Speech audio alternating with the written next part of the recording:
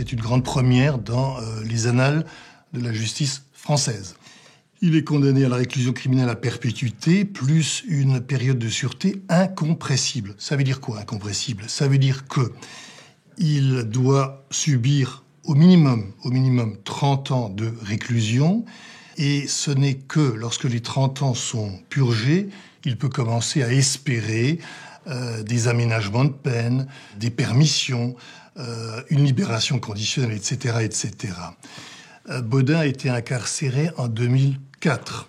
Donc c'est à partir de 2034 qu'il pourra commencer à espérer un adoucissement de sa situation carcérale. Il aura à ce moment-là, en 2034, je crois, 87 ans.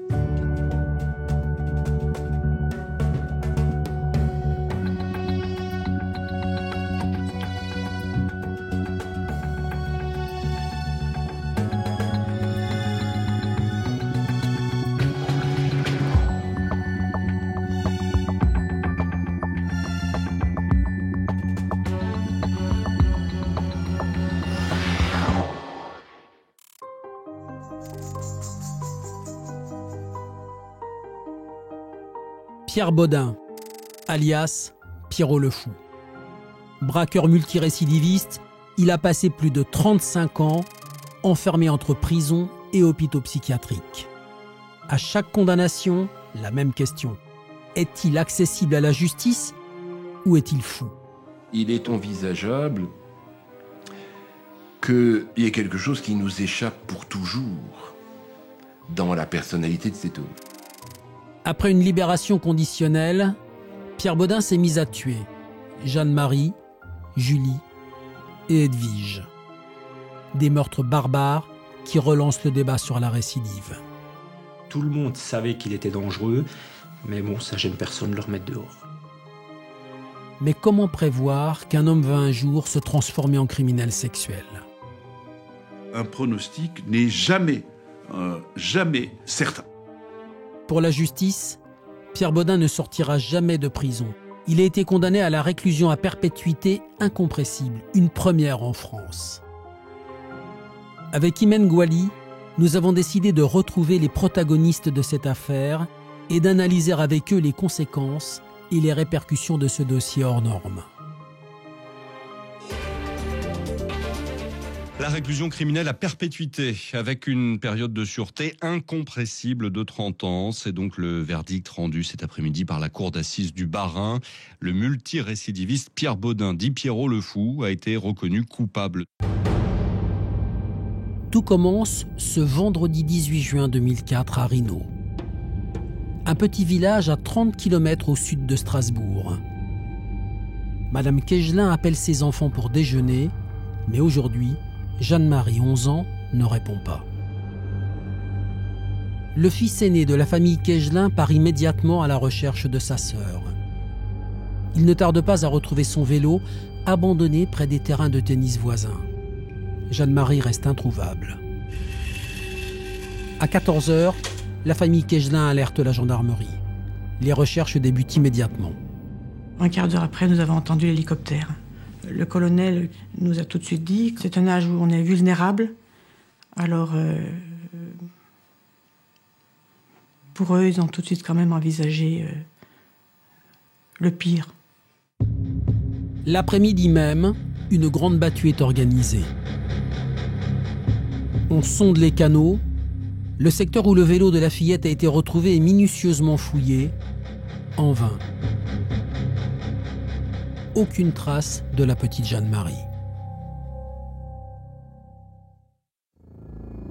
4 jours plus tard, des enfants d'Artolsheim, un village voisin, racontent aux gendarmes avoir été témoins d'une scène étrange, dans la maison d'une famille de gitans. Mais ils vont voir, à l'interstice de la barrière, le corps d'une petite fille, dans le coffre d'une voiture, et des gens s'intéressaient au corps de cette petite fille. Le corps de cette petite fille est bougé, est manipulé. 6 gitans, des vanniers comme on les appelle dans la région, sont immédiatement arrêtés et interrogés. On a affaire à des gens qui sont quand même rustres, si ce n'est pas pour dire frustres, qui sont durs. En garde à vue, Balthazar, le plus jeune d'entre eux, craque. Balthazar, son frère Georges et son beau-frère Jacques seraient partis avec la voiture en direction de Rhino, où par accident, Georges aurait renversé la petite Jeanne-Marie. Pris de panique, les 3 hommes auraient ensuite ramené le corps chez eux. Une version que nie le reste du clan. Georges va utiliser un peu toujours les mêmes expressions, tantôt en français, tantôt en alsacien, mêlé de yiddish, de vanier. Tout ça, c'est des conneries. Yo, tout ça, c'est des conneries, tout ça, c'est des conneries. Les gendarmes fouillent la maison des suspects. Aucune trace de Jeanne-Marie. Pas de voiture accidentée non plus. Rien qui pourrait confirmer les déclarations du jeune Balthazar. Une semaine après la disparition de Jeanne-Marie, une autre jeune fille se volatilise. Julie Charche, 14 ans. Partie faire du vélo avec son amie Maude en début d'après-midi, elle n'est pas rentrée chez elle. À 18h30, elle n'était pas là. Donc, comme toutes les jeunes, je me suis dit, 5 minutes, c'est pas une catastrophe. On va se mettre à table, ça la fera venir.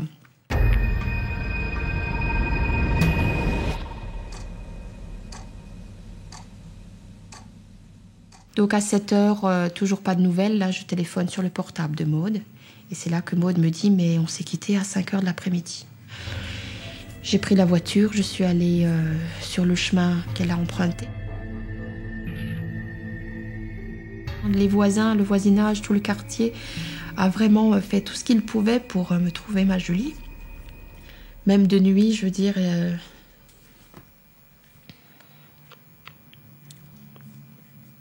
Ils ont été dans des endroits les plus sombres pour la chercher, vraiment. Je crois qu'ils ont fait vraiment tout ce qu'ils pouvaient, tout le monde.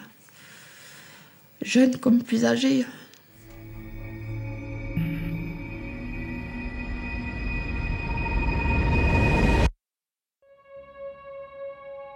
Comme à Rhino, les alentours sont immédiatement couverts d'avis de recherche. En fait, on se retrouve avec une semaine de décalage, avec les mêmes personnes en face de nous, qui nous faisaient les mêmes points presse, malheureusement, que la semaine précédente, en nous disant la même chose.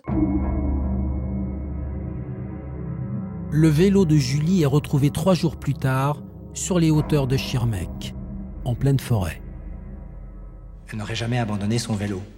Et donc, à partir de là, il y avait une intervention extérieure et donc la probabilité d'un enlèvement était beaucoup plus forte. Julie et Jeanne-Marie ont-elles été enlevées par le même homme ? Les gendarmes se posent la question, au moment même où le corps d'une femme est retrouvé à Indisheim, un village de la région. Elle est dénudée, porte des traces de strangulation et des blessures au niveau du sexe.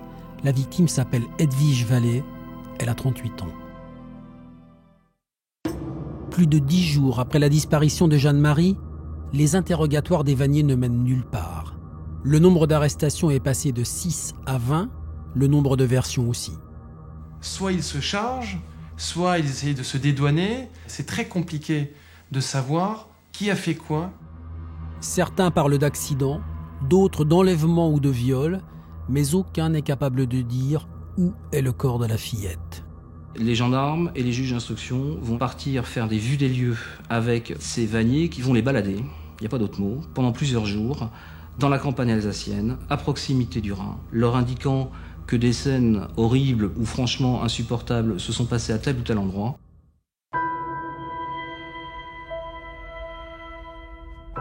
Le 29 juin dans l'après-midi, le cadavre d'un enfant atrocement mutilé est retrouvé dans un ruisseau. Le corps est en très mauvais état. On découvre assez vite des traces de strangulation. On détermine également que la fillette a dû être violée. Et même pire que ça, que son bas-ventre a été fortement abîmé avec un couteau. Ce corps, c'est celui de la petite Jeanne-Marie.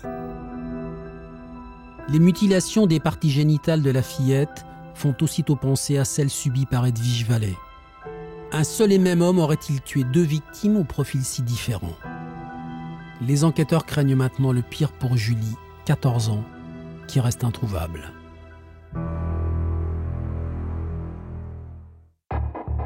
Grâce à des traces de sang prélevées sur le vélo de l'adolescente, une recherche ADN révèle un nom. Un certain Pierre Baudin. L'homme vit dans une caravane, sur le terrain d'un ferrailleur. Dès le lendemain, les gendarmes interviennent. Ils sont venus de tous les côtés, ils étaient sur les toits, partout. Quand j'ai entendu à terre les mains sur la tête...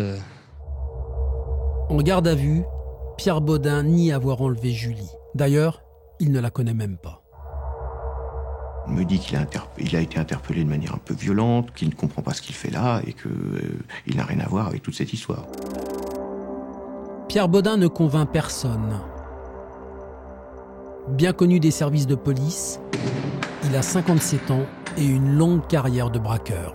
Le parcours judiciaire de Pierre Baudin, lui, commence en 69. Et à partir de là, il a pratiquement vécu en prison, d'abord, puis en prison et en HP ensuite. Chaque fois qu'il sortait, au bout de 3 mois, il récidivait. En 1989, Pierre Baudin est de nouveau interpellé après avoir commis 16 hold-up en moins d'1 an. Des témoins racontent que quand il était à la prison, il longeait les murs de la cour de promenade avec son bras comme ça et il se mettait la main en sang comme ça en raclant les murs. Mon sentiment à moi, c'est que j'ai affaire à un fou. J'ai conclu qu'on était en présence d'une maladie mentale, psychotique, qui ne permettait pas à l'intéressé de répondre de ses actes et qui nécessitait non pas la prison, mais l'hospitalisation.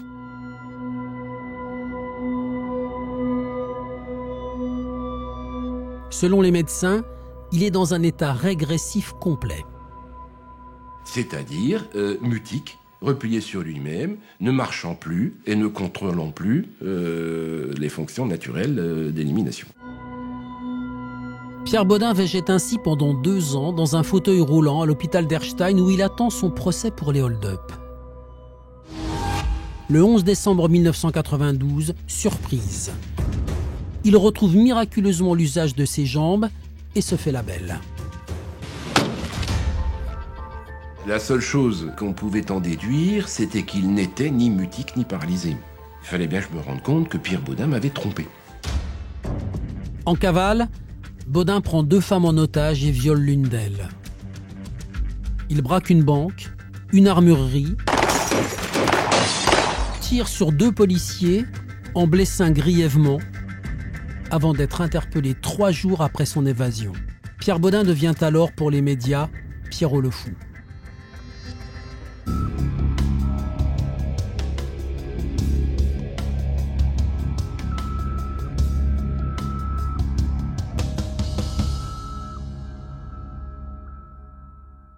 Serge Bornstein, à l'époque, vous avez vu Pierre Baudin. Comment est l'homme que vous avez rencontré ? C'est un homme qui ne participe pas aisément à l'entretien, qui est lointain, voire méprisant. Visiblement, il est dans la composition de son personnage, un personnage antisocial. Qu'est-ce qu'il vous raconte ? Il endort l'interlocuteur, raconte un petit peu sa vie, ses contacts, mais il est toujours la victime. C'est jamais lui. Il ne se vit pas comme un grand prédateur qu'il est en réalité. C'est quelqu'un d'absolument redoutable dans les relations interhumaines. Et toute son énergie, sa puissance est faite pour commettre le mal sous toutes ses formes.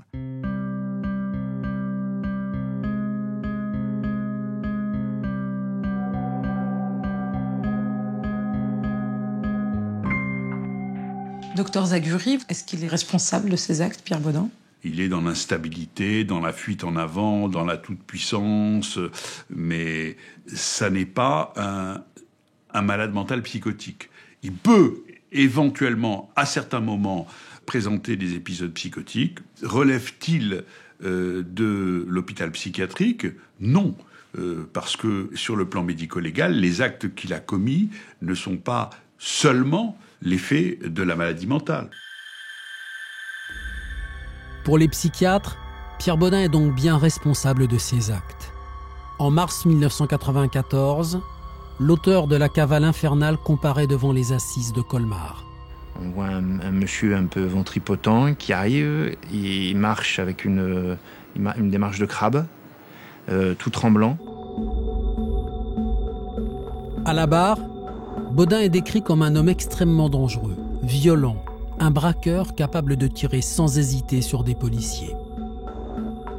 Dans tous les esprits, une seule question se pose: Pierre Baudin est-il fou ? À Erstein, il avait mangé ses excréments. Et donc ça, bien évidemment, c'était un détail, mais qui laissait à penser que vraiment il devait être fou. Mais en même temps, il donnait tellement l'impression de simuler qu'on se disait, rendez-vous compte, il a poussé la simulation jusqu'à ce détail sordide. La cour n'entre pas dans le jeu de Baudin. Il est condamné à 30 ans de réclusion. À l'époque, l'appel n'existe pas. Pierre Le Fou saisit alors la Cour de cassation et parvient à faire annuler le verdict. 2 ans plus tard, il est à nouveau jugé à Strasbourg. À ce moment-là, Pierre Baudin, tout le monde est d'accord, est transformé. Je ne suis pas Pierre Le Fou, un assassin. Pierre Le Fou qui a tiré sur les policiers, les chantages. En l'âge, j'ai pas grand. Moi, j'ai rien de fou, j'ai 3-4 métiers. J'ai travaillé 25 ans. J'ai père de famille, je suis pas violeur non plus.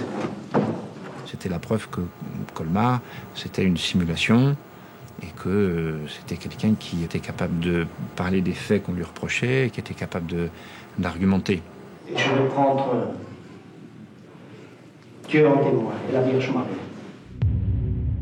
Le nouveau visage de Pierre Baudin ne produit pas l'effet escompté. De 30 ans, sa peine n'est ramenée qu'à 28.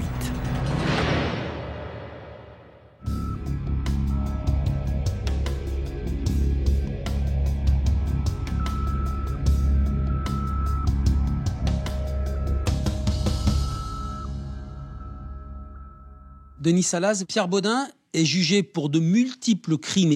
Si on ajoute toutes ces peines, ça fait 62 ans de prison et il ne va être condamné qu'à 28 ans. Comment c'est possible ? C'est possible parce que nous avons en France un système, le système du non-cumul des peines, qui fait que en fait, la peine la plus élevée, quand il y a un cumul d'infractions, absorbe la peine la plus faible, ou les peines les plus faibles. Donc ce qu'on applique, c'est la peine la plus élevée quantitativement. Pourquoi la France a-t-elle fait ce choix ? Ce non-cumul des peines, il est ancien. Il date du Code pénal de 1810, donc il a une histoire, si vous voulez.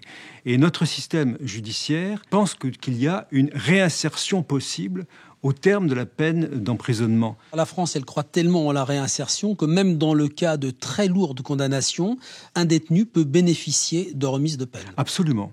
Un détenu peut bénéficier de réduction de peine d'une manière systématique. C'est quelques mois, 2 mois, 3 mois par an. Et ce n'est jamais un droit acquis. C'est quelque chose qui est réservé à l'appréciation du juge d'application des peines. Et il a également des réductions de peine supplémentaires qui s'ajoutent aux réductions de peine initiales s'il présente des gages de réinsertion sociale lui permettant de préparer sa sortie. Un système de remise de peine dont Pierre Baudin va bénéficier pleinement et légalement. Sur les 28 années dont il a écopé, le condamné n'en purgera même pas la moitié. Pierre Le Fou obtient une libération conditionnelle en mars 2004, après 13 années passées derrière les barreaux. 8 jours après la disparition de Julie, on retrouve son corps et comme celui de Jeanne-Marie, il gît dans un ruisseau. Les 2 jeunes filles ont subi les mêmes mutilations.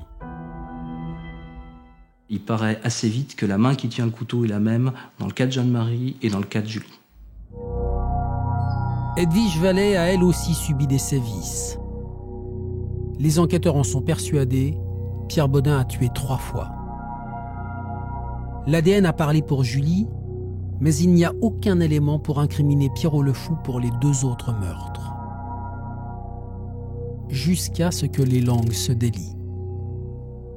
Le 19 au matin, la voiture était en panne. Et quand j'arrive auprès du véhicule, j'ai vu un clignotant cassé, une trace noire sur le bas de caisse. Et d'après moi, du sang sur le toit. Le temps que je vienne ici, la trace de sang était relevée sur la voiture.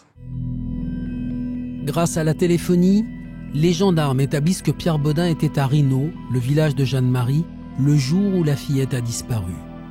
La police scientifique s'intéresse alors à la voiture du suspect. C'est à nouveau l'ADN qui va parler, et on va donc trouver des traces de sang de Jeanne-Marie dans la voiture de Pierre Bodin. Et du coup, le lien est fait entre Pierre Bodin et Jeanne-Marie. Un cheveu d'Edwige Vallée est également retrouvé dans le véhicule. Pierre Bodin est désormais mis en examen pour 3 assassinats. L'homme est violent, mais aussi pervers. On savait qu'il s'intéressait de jeunes filles, et ci et ça. Il disait, moi je veux une jeune pucelle, comme il disait, une jeune pucelle pour faire ma vie, quoi.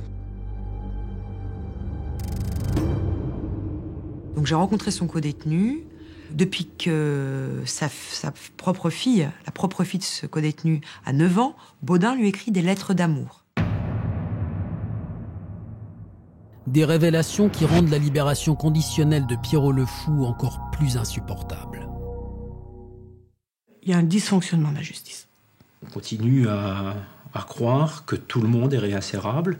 Or, moi, je pense que c'est faux. Et il faut arrêter de sacrifier des vies. Le 10 juillet, 5000 personnes défilent à Colmar pour rendre hommage à Jeanne-Marie, Edwige et Julie. Une pétition est lancée pour un durcissement de la loi sur l'exécution des peines. Devant l'ampleur des réactions, une réunion publique se tient en novembre en présence de 3 procureurs de la République. Une première dans l'histoire judiciaire. Madame Charche, on remet tous les jours en liberté des gens dangereux, car les peines ont un terme, car les peines ont une fin. Quand on nous dit qu'on relâche des gens dangereux tous les jours, on peut pas être satisfait d'une telle réponse. Pendant que le parquet tente d'apaiser la polémique, reste un point à éclaircir. La responsabilité des vanniers dans le meurtre de Jeanne-Marie. Sur les 20 personnes mises en examen, une dizaine est toujours derrière les barreaux. L'enquête des gendarmes révèle alors un nouvel indice. Qu'on aurait trouvé un élément capillaire de Jeanne-Marie sur une couette qu'on aurait trouvée à Artolsheim. La fillette serait donc passée dans la maison des vanniers. Mais cet élément reste fragile. Beaucoup d'autres questions restent en suspens. Sur le scénario des crimes, mais aussi sur la personnalité de l'accusé. Bodin peut-il être innocent comme il le dit ? Est-il vraiment le monstre froid que certains ont décrit ? Ou est-il simplement Pierrot le Fou ? Le cas reste une énigme. Et il est envisageable qu'il y ait quelque chose qui nous échappe pour toujours dans la personnalité de cet homme. Pierre Bodin et le clan des Vanniers sont renvoyés devant la cour d'assises. Un rendez-vous sans illusion pour les familles. Qu'est-ce que j'attends du procès ? Il sera condamné à perpétuité. Soit, il ressort dans 20 ans. Qu'est-ce que vous voulez que j'attende de ça ?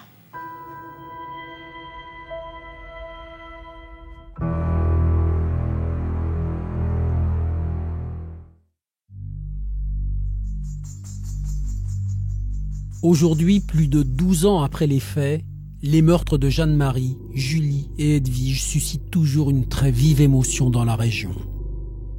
Et chaque fois que nous réécrivons sur Pierre Bodin, il y a beaucoup de réactions, de courriers, d'émotions.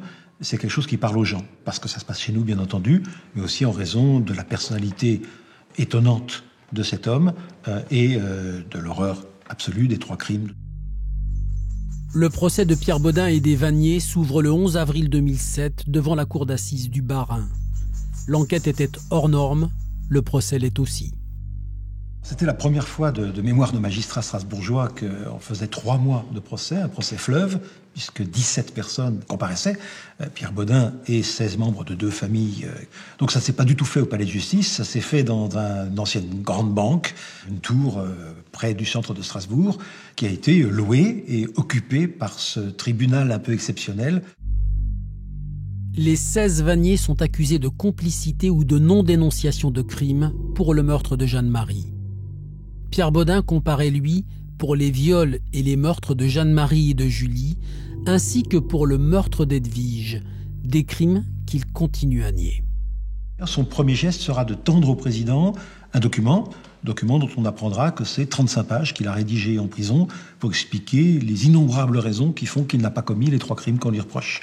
C'est un homme qu'on sent prêt à discuter, plaider et établir son innocence.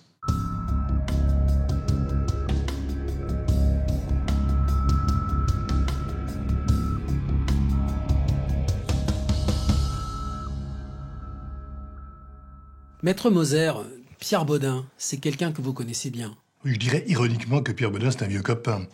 Bon, je veux dire par là que j'ai plaidé précédemment contre cet homme-là.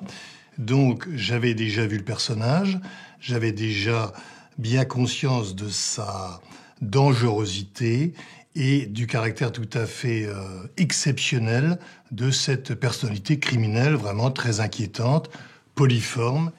Les indices sont accablants et pourtant il continue à nier pendant sa garde à vue. Il joue à l'innocent, il jure ses grands dieux qu'il n'y est pour rien. Le pauvre diable est victime d'un complot. Il est victime d'un complot, ce complot est imputable au méchant gendarme, au méchant avocat que je suis, au méchant journaliste, victime d'un complot. Pour les familles des victimes, le procès s'annonce éprouvant.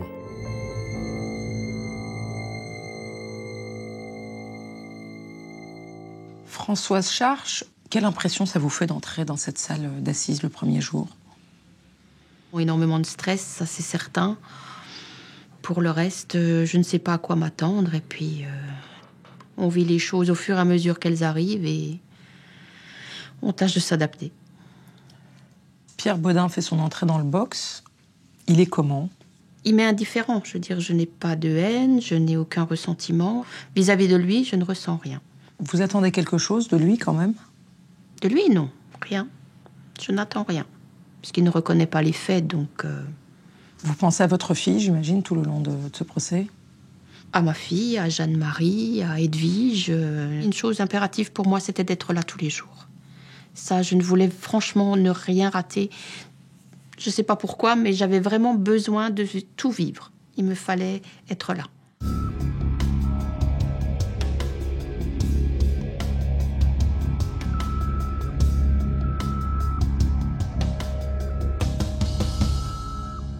Maître Kempf, comment réagissent vos clients, la famille Kegelin, durant le procès? Les Kegelin ont ceci de remarquable qu'ils ont la foi. Et leur foi leur permet effectivement de supporter ce drame. Et je vais vous donner une anecdote que celle-là, je m'en souviendrai vraiment toute ma vie. Nous avons eu Monsieur Kegelin qui a dit, en s'adressant à Bodin, qu'il est prêt à pardonner. Il parlait au nom de la famille. Ils étaient prêts à pardonner. Je ne sais pas si vous vous rendez compte. Pardonner un acte pareil, parce que bon, c'est dans leur foi, c'est logique, mais il dit à Bodin, pour pardonner, il faut qu'il y ait une faute. Donc, qu'est-ce que vous avez fait, monsieur Bodin?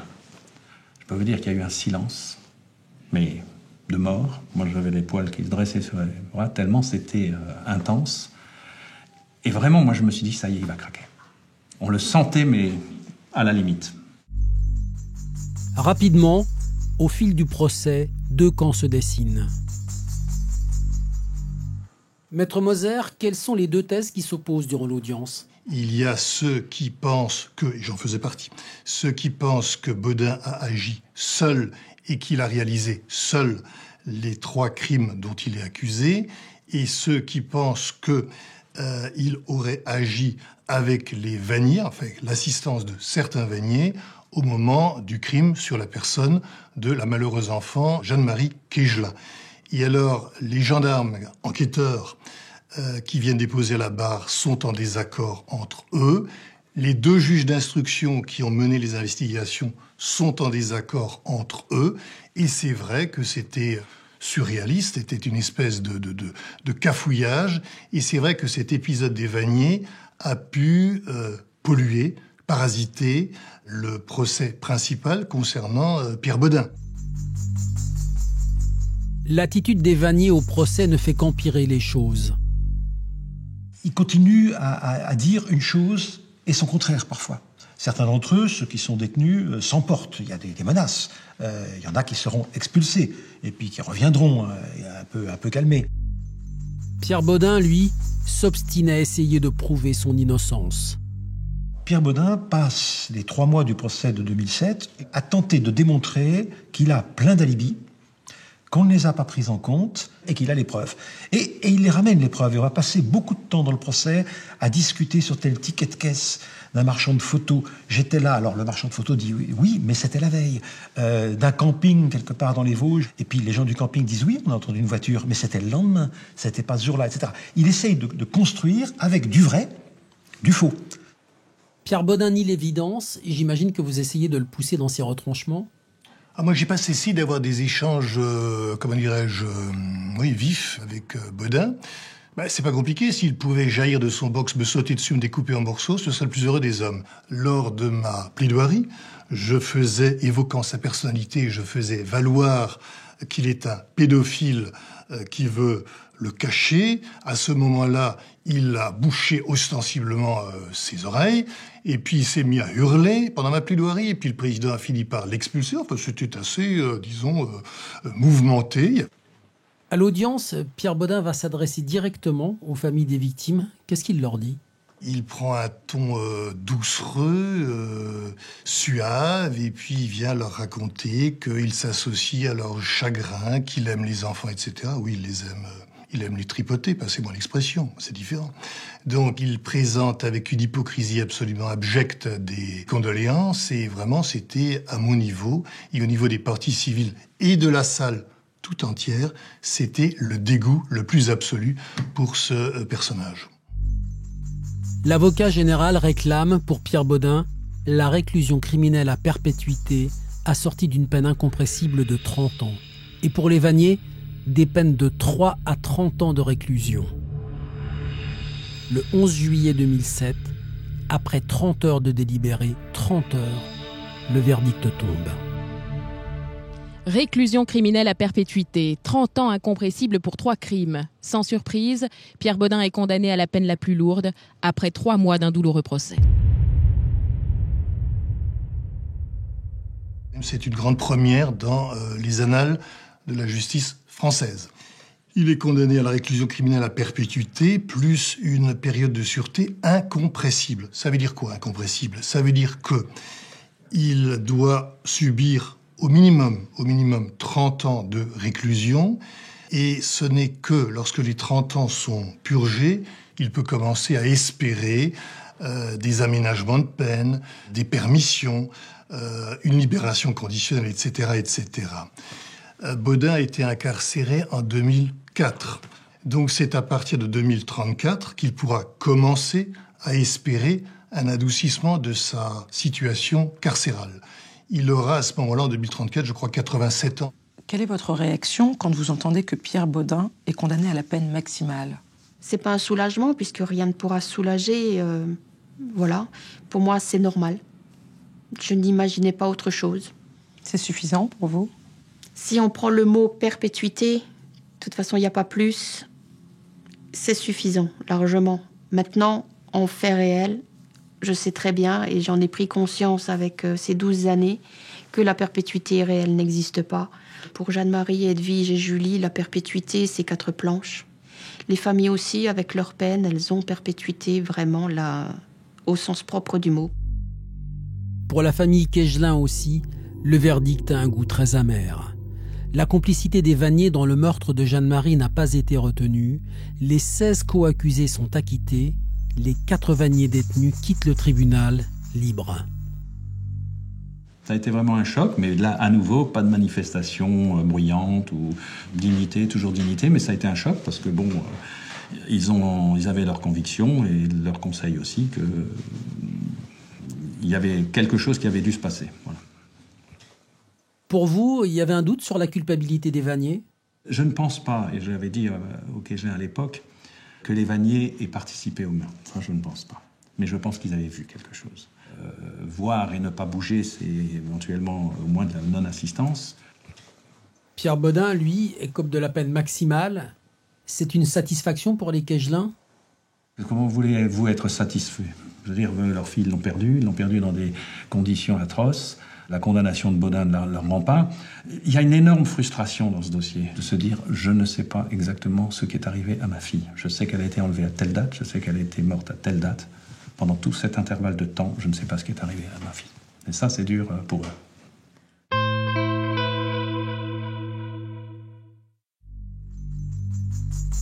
Pierre Bodin fait immédiatement appel de sa condamnation. L'audience débute en septembre 2008 devant la cour d'assises de Colmar. Cette fois, Pierrot le Fou est seul dans le box des accusés. C'est un procès au cours duquel on ira plus vite sur beaucoup de choses.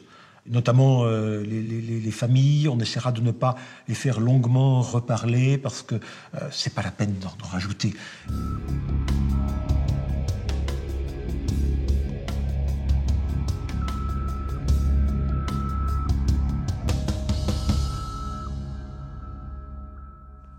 Maître Betcher, vous défendez Pierre Bodin en appel. Comment est-il lorsque vous le rencontrez ? Il est à la hauteur de sa réputation, immédiatement, oui. C'est un homme qui est manifestement en situation de déséquilibre perpétuel. Comment on gère un client comme ça ? On ne le gère pas. On dit on s'occupe de lui, on va assurer sa défense et il va falloir me servir des éléments du dossier pour essayer de voir si ces cris d'innocence sont susceptibles de trouver résonance dans la lecture du dossier. Vous avez remis en cause les empreintes génétiques qui désignaient Pierre Bodin. Pourquoi ? On partait du principe que l'ADN disait tout. Il faut rester extrêmement prudent au regard de l'analyse ou de l'interprétation qu'on peut faire de l'ADN. Et je disais à l'époque que l'ADN se transporte. On peut très bien, si j'ai un chiffon qui est plein de sang de quelqu'un, l'appliquer sur un objet et je peux dire à ce moment-là qu'on retrouve l'ADN de quelqu'un qui n'a jamais touché l'objet en question. Donc, si vous voulez, à certains endroits et à certains moments, il était nécessaire de venir dire stop, on ne peut pas se contenter uniquement de l'ADN. Comme en première instance, Pierre Bodin ne lâche rien. Ce qui agace fortement les parties civiles qui n'hésitent pas à le provoquer. Je lui dis, monsieur Bodin, je dois vous présenter mes excuses. Je vous ai sous-estimé. J'ai pensé initialement que vous étiez un criminel de basse envergure, comme il y en a tellement. Mais vous êtes vraiment parmi la confrérie des très grands criminels. Vous êtes certainement dans la tête du peloton. Et ce sot me regarde avec un sourire jusqu'aux oreilles.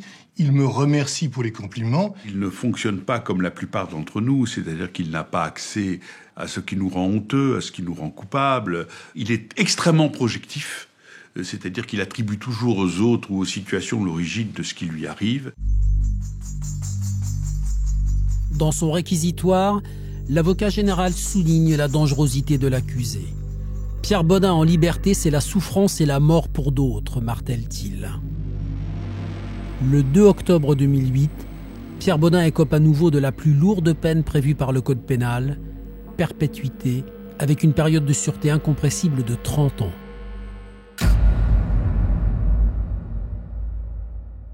Françoise Charche, que retenez-vous de ce second procès ? Qu'il n'a servi à rien. Il n'y avait rien de nouveau par rapport au premier procès, donc je ne comprends même pas qu'on puisse donner suite à une demande d'appel. La loi française est faite ainsi. On devait passer une deuxième fois, on est repassé une deuxième fois. Il aurait fallu le faire 3 fois, on l'aurait fait 3 fois. C'est une épreuve supplémentaire, une douleur supplémentaire ? Ah oui, c'est de nouveau réouverture de beaucoup de choses. Comme si on n'avait pas compris la première fois, il en faut une deuxième couche. Heureusement, à la finalité, c'était que la peine était confirmée. Ce second procès n'a pas permis de percer le mystère, entre guillemets, Bodin ? Quel mystère ? Il n'y a pas de mystère. Il l'a prouvé, ce qu'il était. Rien qu'à lire son dossier, je pense qu'il est très épais. Il n'a jamais arrêté, il n'arrêtera jamais. C'est sa vie, il est comme ça. À l'issue du procès, Pierre Bodin tente un pourvoi en cassation. Une demande rejetée en 2010, sa peine devient alors définitive.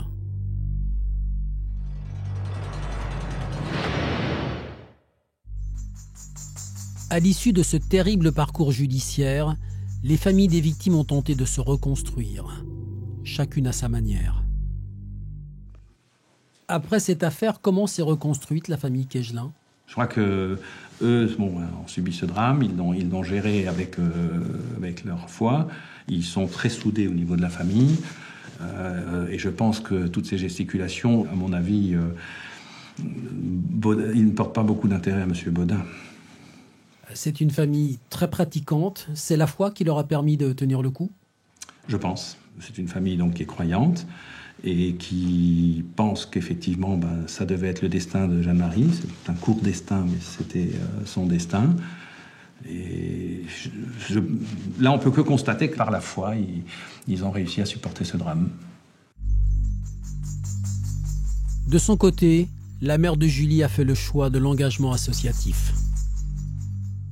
Françoise Scharch, une fois le combat judiciaire terminé, comment vit-on ? Comme toujours.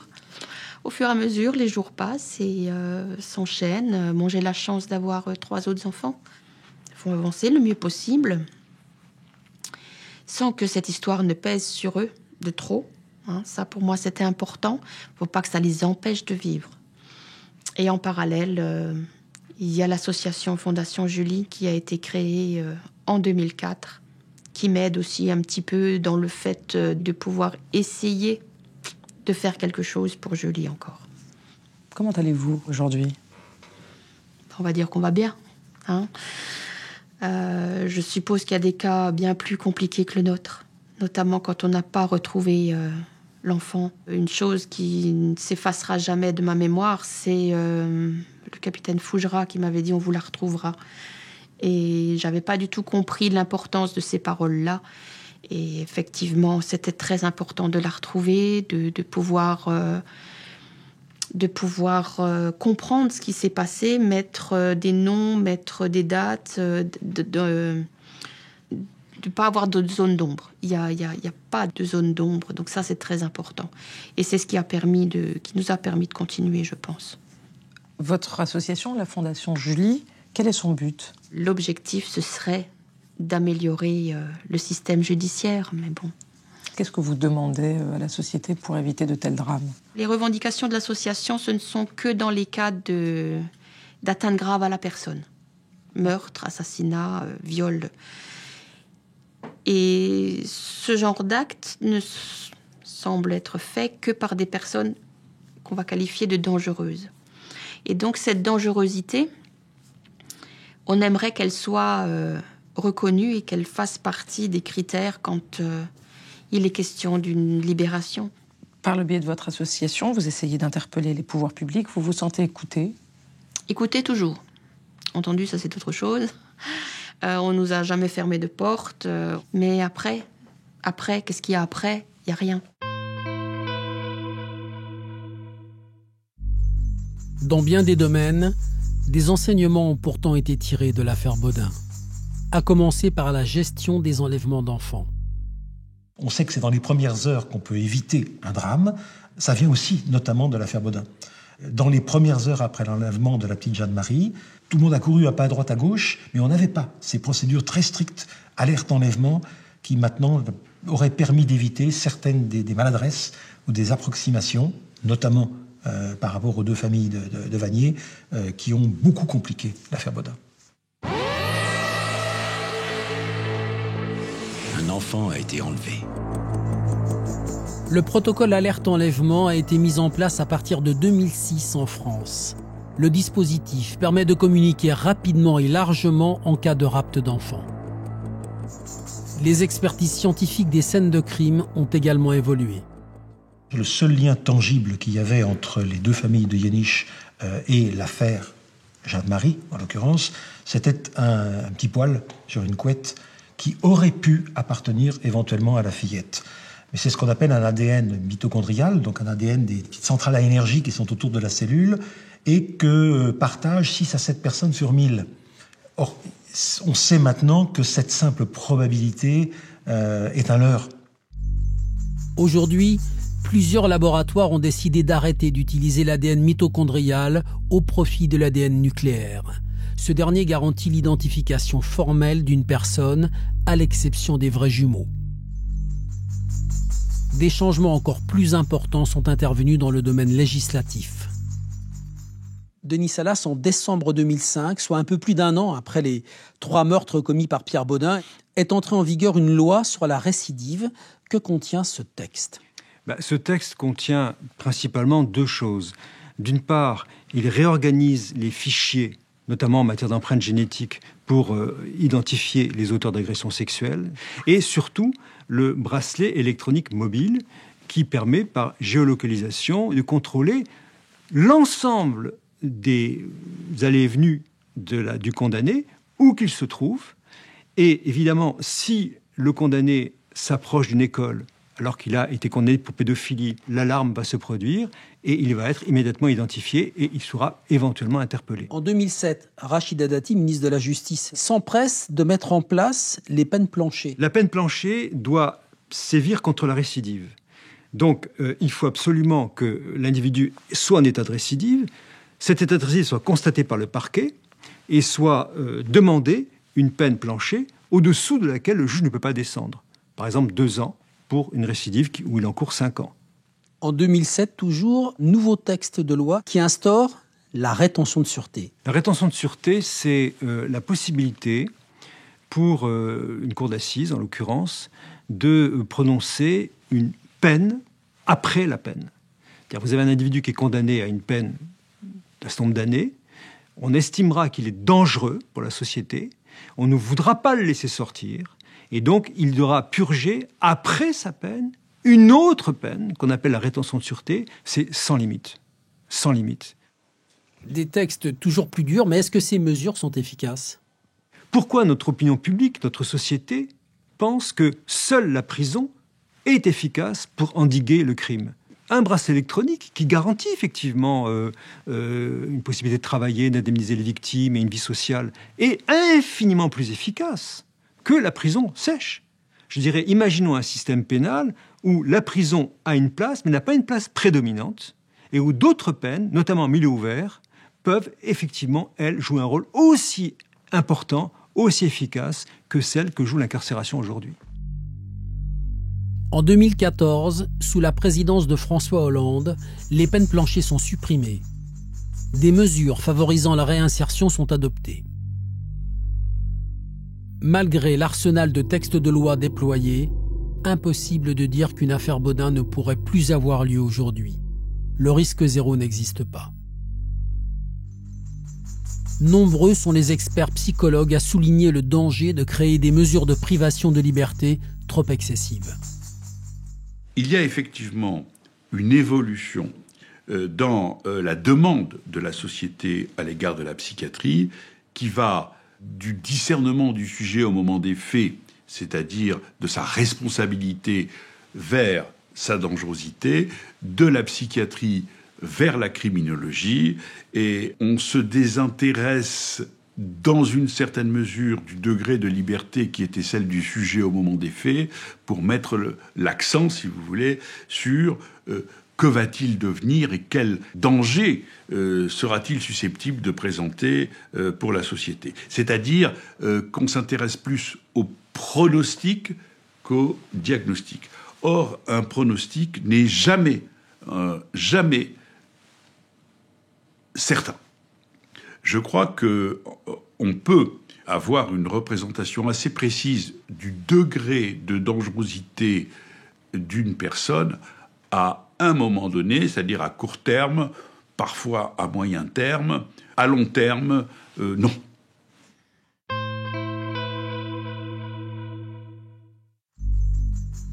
Après avoir tenté en vain d'obtenir une révision de son procès, Pierre Baudin engage un recours devant la Cour européenne des droits de l'homme. quelle était la question posée à la Cour européenne des droits de l'homme avec ce recours ? L'idée consistait à dire que Pierre Baudin était victime d'un traitement inhumain et dégradant. La Cour européenne des droits de l'homme a statué sur ce cas et a estimé que la France, malgré la perpétuité dite incompressible, malgré la période de sûreté qui, dans la période de la peine, interdit tout aménagement de peine, la France maintient au bout de cette longue peine une possibilité de faire réexaminer sa situation et donc elle respecte en quelque sorte la dignité de la personne humaine. Ces peines sont donc légales, mais sont-elles selon vous efficaces et justes ? Il faut être réaliste. Un individu qui passe des années, des dizaines d'années en prison, privation des liens familiaux, destruction d'environnement social, délabrement sanitaire aussi, soyons aussi concrets, dans quel état va-t-il sortir ? J'ai visité moi-même des maisons d'arrêt, des centres de détention, des quartiers entiers d'individus condamnés à des longues peines qui sont en fauteuil roulant. Donc il faut bien voir concrètement, si vous voulez, ce qu'est une longue peine. Au bout de ce très long parcours, sont des handicapés mentaux et physiques que l'on produit. Donc il y a là, si vous voulez, un regard à porter sur la déshumanisation que produit l'incarcération de longue durée, qui rend raisonnablement impossible une réinsertion réussie. Docteur Bornstein, est-ce que la perpétuité incompressible est utile ? Je pense que c'est à éviter au maximum. Et c'est quelque chose de très éprouvant que quelqu'un finisse ses jours en milieu fermé, quoi. C'est une pré-mort en quelque sorte. C'est nier le souffle de la vie, quoi. Si on met un petit peu de philosophie là-dedans, d'enfermer quelqu'un comme une bête jusqu'à son trépas, ça me paraît... ne plus croire en l'homme ? Oui, exactement, de ne plus croire en homme. Vous avez dit les mots exacts, de ne plus croire en homme. Et c'est un échec. En France, depuis Pierre Baudin en 2008, 2 hommes seulement ont été condamnés à la perpétuité incompressible. Michel Fourniret et Nicolas Blondiau. Une peine qui divise encore aujourd'hui notre société. Avec cette question en filigrane, quelle est la sanction juste pour ceux qui commettent l'abominable ?